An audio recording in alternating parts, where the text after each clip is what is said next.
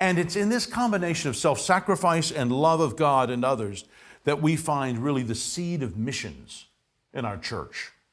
You could say that missions begins at home with a concern for the conversion of your family. So teach, befriend, evangelize, and disciple your children. Brothers and sisters, have a concern for your friends.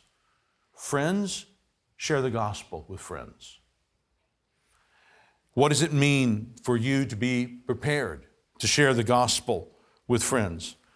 What does it mean for you to be prepared to share the gospel with someone at work this week?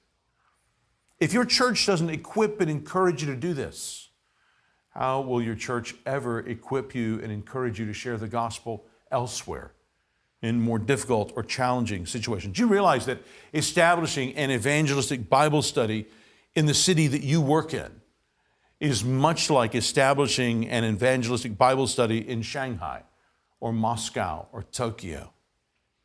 Evangelism is like one of the basic movements in working out at the gym. This is the same thing you'll be doing, only you'll do it now in a different context. You learn the basic movement of missions by evangelizing.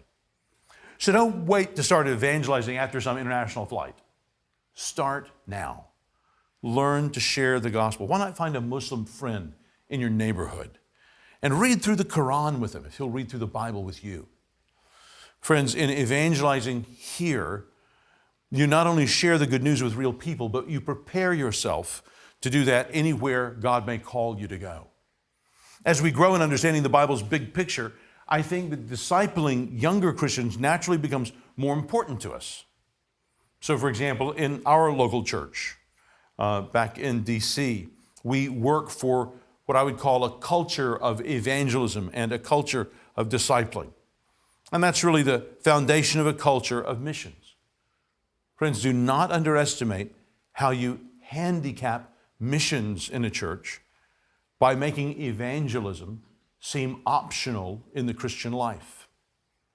Let me say that again. Do not underestimate how you handicap missions in a church by making evangelism seem optional in the Christian life.